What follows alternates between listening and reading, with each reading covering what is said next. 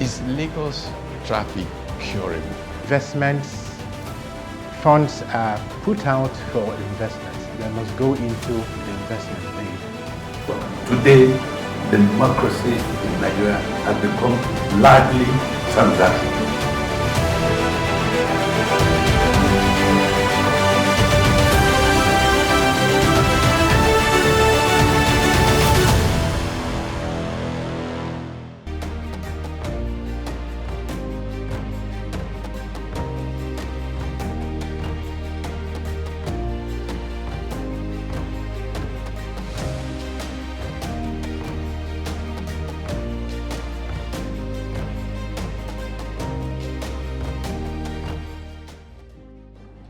Hi there, welcome.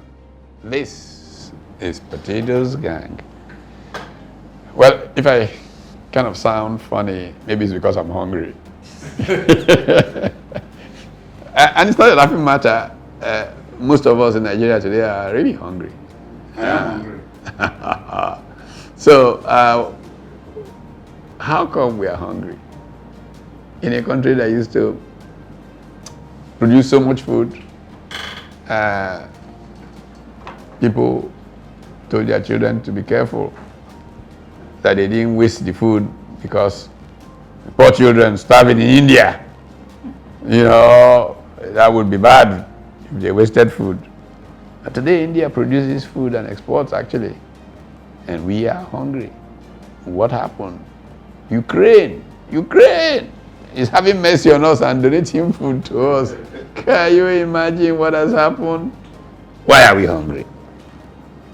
I can tell you as a farmer, I've had 3 farms sacked over the last 15 years, totally, completely sacked, burnt by people I didn't invite. Their cattle had eaten my effort, investment, everything. Prof, you were doing too many things. They had to help you. They had to help you really. I think insecurity, of course, comes ready to mind. The last 10 years or thereabout, insecurity, has been a major factor.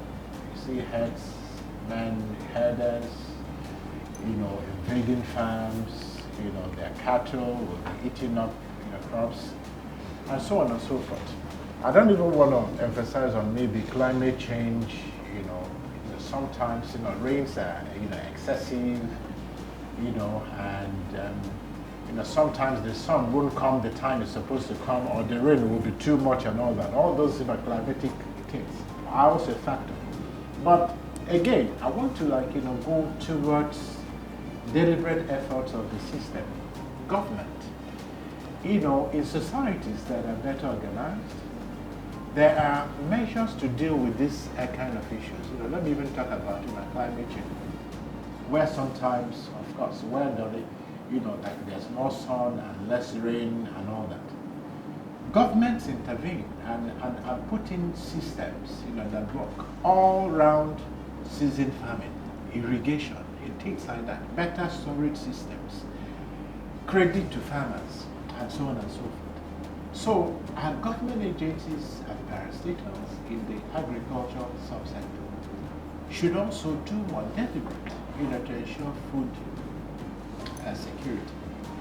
So the last few years, hunger, has been a menace for the country, and the government seems not to be putting in measures deliberately, to address it.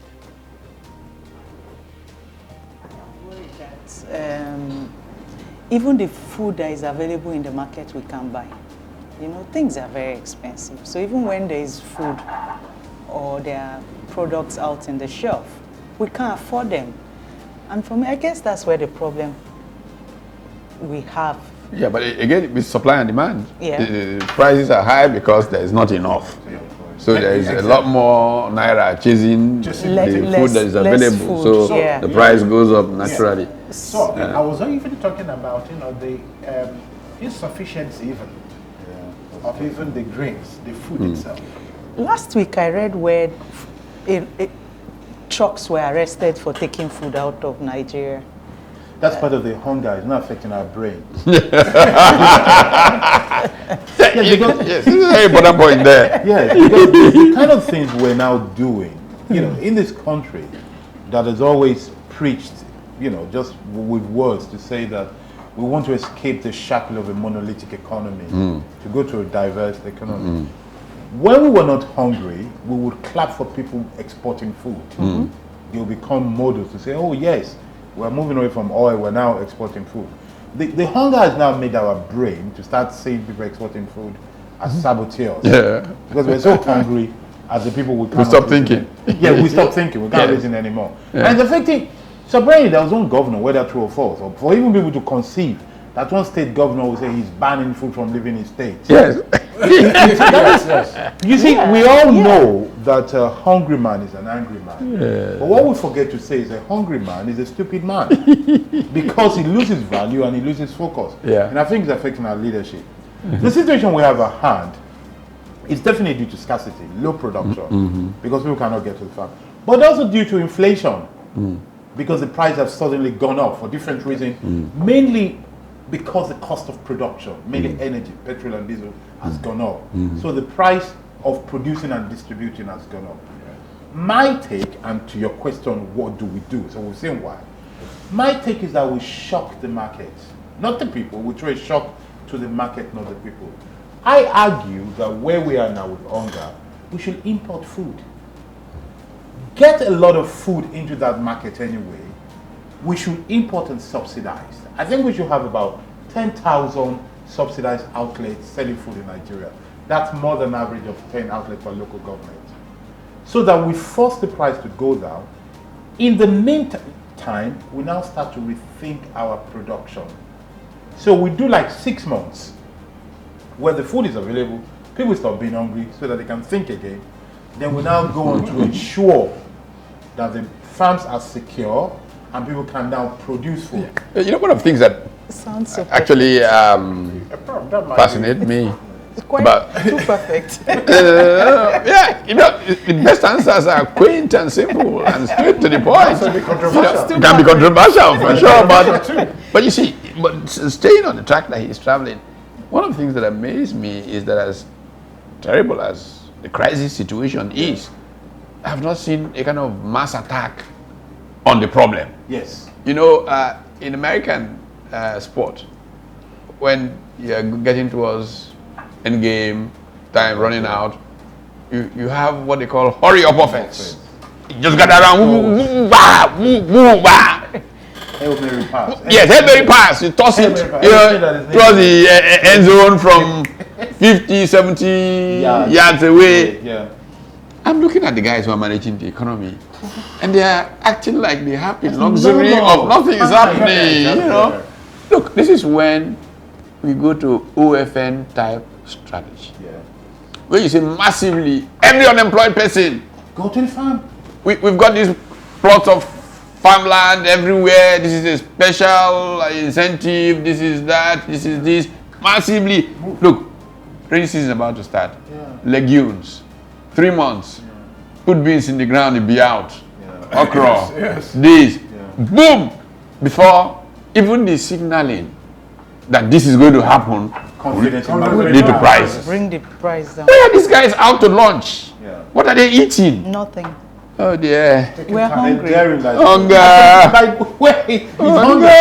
At the moment in the country, people should have an idea what is the fastest crop to grow. Yeah. That's the kind of conversation we should be having. There is a concept called urban farming we should be thinking about. People should know by now what kind of food can grow in the pot in their houses. And we should do everything. Everybody should be producing schools, prisons, they call them correctional centers now to politically correct. Police officer units, churches should be distributing seeds. at the moment so that people can grow. That way, we keep doing everything to reduce the pressure You know, on the market. And government granting credit facilities. all of those go. I mean, I can't resist thinking about this wonderful cartoon from my good friend from many, many years ago. I've not seen him quite a while. Bisi Ogumbadejo. It was back in 1983. He was a great cartoonist, The Guardian, back then. And there was this question of rice problem over the way. And some politician was making a speech and said, we shall rise. Somebody said, did you say rice? Rice! That is hunger. It's hunger. Aren't you, we should all be going, rice! It's a rice. But you know, really, very, very seriously, I think that there is a national emergency that is being treated like a joke. Yes. Because it's a national emergency. Unless we don't care about these people who are hungry, and now they're invading all kinds of places, whether it's a FEMA-owned or non-FEMA or NEMA, what do they call them? NEMA agency. These days in Nigeria, I don't know whether it's F or N, federal or national or Nigerian, all of them. You know, they're now kidnapping trucks, carrying food on the... Well, yeah. Now, it should be a national emergency. it is a national emergency, Whether you acknowledge it. but the authorities don't think of it that way. And that's what the problem is. Really, there is hunger that's affecting our brain. Let's take a break. Maybe we can eat something during the break so that our own brains will not be in that state of trouble. This is Potatoes Gang, and we'll be right back.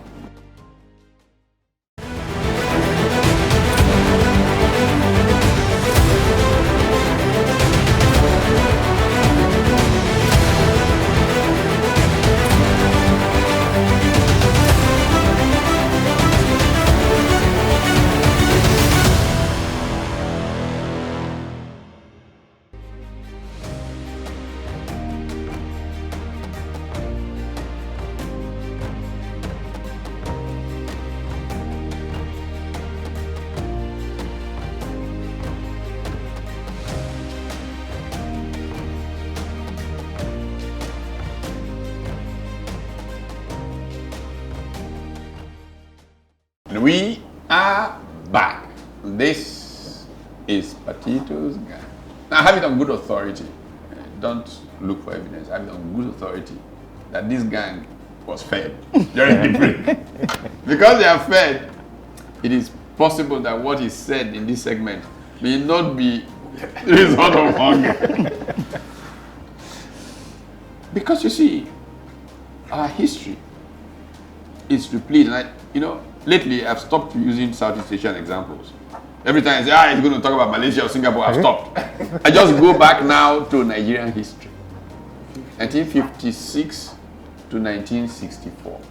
To illustrate that we did all of these things before. When I talk about industrialization, I remind people that between 57, by 56, there was no manufacturing in Nigeria, literally none. No. Probably just Federated Motor Industries and Nigerian breweries. By 1960, manufacturing was 20% of GDP. Yeah. You go to agriculture, okpara, an egg for a penny. Collaborating with the Israelis, found settlements in the west, in the north, and all of that. So why is it that today's political actors can't find it in them, can't find the hunger for glory to do those kinds of things? What was wrong? What happened to us? One critical thing, Prof, oil did us good. Plenty of damage. Definitely affected the brain, no question about that. When we were thinking, it was so good, oil was, the money was pumping out, we left off agriculture. And before you knew it, we couldn't even feed ourselves. Insufficiency, and even the oil is not even well managed. Issues of effects. So oil has even brought about, the issues with the dollar, and so on and so forth. And of course, the thefts and all that. So there's the need, to begin to diversify again, deliberate, as Prof mentioned. The 50s, 60s, also involvement of the government, majorly in agric and agro-allied industry. This has to happen. And it's not just the work for federal government. The subnationals also will have to come. Actually, more was done by the subnationals Absolutely. than the federal government back in the 50s Exactly. and 60s. They have to come in. So each time we talk about government, we just be looking at federal government, Abuja. The states, have, of course, these things, domiciled in their states. State governments, should be encouraged, to look inwards and begin to grow food from their states. And then private sector involvement. Of course, government can't provide everything, bring, the agri companies or buy the tractors and all that. There are so many people in the agri-allied sector, both within and outside the country. State governments should go and encourage them to come and grow food from their states. When we talk about government, we shouldn't always be looking at the federal, subnationals. But you say, I agree with you, but there's a couple of things that need to be said. Yes. Number one is that there's one function that only the states can do by the government, and mainly the federal government, that other people cannot do, which is provision of security. And the federal government has failed. But state police is coming. Well, it's coming. Well, a lot of things are coming. Even I'm going to be slimmer, but I'm not yet. Yeah. You see, the point is, by failing that fundamental duty, that has broken a lot of other things that cannot happen. If the federal government can just roll their finger, whether their sleeves, whether via state police or federal police, to then do their job, a lot of things will change. The other thing we need to consider is this: the fact that a country like Nigeria, that is known to be very fertile, people can talk about hunger.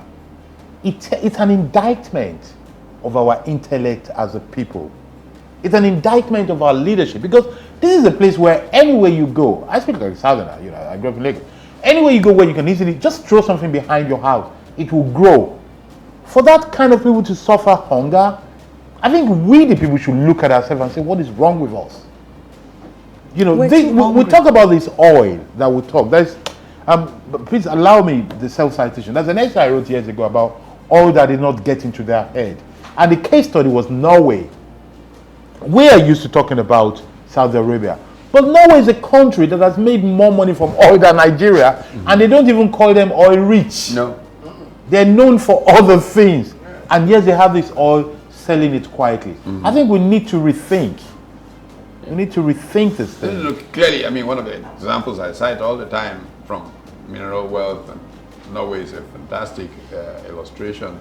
And Norway has a sovereign wealth fund that embarrasses people. They just saved most of the money from oil, didn't allow it to get in the way. Yeah. And like I said, I'm trying to withdraw from examples of faraway places, Asia. So I go nearby to Botswana. From 1968 to 1980, Botswana was the fastest growing economy in the world from diamond exports. Yeah. And what did Botswana do? Put most of these monies in a future fund. So that 20 years from now, the budget of Botswana will be receiving interest from dividends from abroad and all of that to run the country. And Botswana has been growing on an even keel going forward. I take it to the east. So the Saudi and the Emirates. That's the secret of British wealth. Yeah. Again, but you see, the approach that I take is, look, we have had the countries go the wrong way and come back. We must be able to make the point that Nigeria can come back from where it is. Yeah. Even Britain. Britain in the 60s was a disaster. The pound. They even had NEPA problem. Oh yeah. Yes, cool. Yes. Yes, the pound was in crisis. In fact, they had to get help, literally from America. But they were able to reprogram. Yeah. So the question is, we must reprogram. And it must be total society involvement. Yes. The tendency to leave things to politicians. We know they're incompetent, so let's not even begin to worry about that. Exactly. Why does civil society not rise to reorganize Nigerian society? Why don't we build political parties, since we don't have political parties right now? And we have these election machines designed to use for state capture. SPVs for state capture. Yes. And all of that. So People should get engaged, realize the country is dying, and begin to organize to save it. We can't continue like this to point fingers. Oh, it's those people, it's those people. No, it's not them. Forget that they exist. Somebody said years ago, Nigerians should pretend that they don't have a government. And there's nothing wrong with that. You know, I was watching NTA years ago. I've not forgotten. You know why it's so important? It's NTA, the morning show. I remember amongst those Christians that was on that morning, if I recall well. What's his name? Ikechukwu was on it. And they described the Nigerian state as a criminal enterprise on NTA. And I thought, okay, I think at least we're able to speak the truth from time to time. If this is our reality, if this is where we have reached, is it not possible for civil society to begin to organize itself to rescue Nigeria from those who have taken it over, who own it? That's if you fail, it is your failure. Don't blame government. Civil society and corporate Nigeria. And I think, but you see, there's a fundamental misconception about governance and democracy that Nigerians have. We need to realize that the states, the countries where democracy works, the UK, the US, everywhere in Europe, the system was built not to trust politicians. Absolutely, yes. We are having faith in politicians. You see, every time you talk about constitution, the freedom of rights, the whole thing is built because they don't trust politicians, because they're afraid that somebody will come one day and do something mad. So they build systems to avoid that. Checks and balances. Checks and balances, but actually distrust. It's born out of fear that even a good man can go crazy. Even a good person can become a thief. So we have to change that. We have this idea of believing that let's have faith in a politician. I've never seen anything like that in the world. It's a Nigerian peculiarity where it is built towards looking for a good person. No. We should believe assume that there's a wrong person there. And let's act that way. To execute his so the politics and politics should be seen as nuisance. I would say, look, let's deal with it very carefully. I think until we get that. Okay. Well, unfortunately, time is not our best friend and we gotta go. I hope that what does it say is enough for the wise. How civil society can wake up. And I hope we can begin to retrieve Nigeria. Otherwise, hunger will show us something. And in the end, we may not be able to think to save Nigeria. So now is the time to do something. As the Ghanaians used to sing for J.J. Rollins when he was alive. Remember when he visited Nigeria? Ghanaians around Nigeria were all over. J.J., do something before you die. So let's do something before we die. We'll see you next week. This has been Potatoes Gang.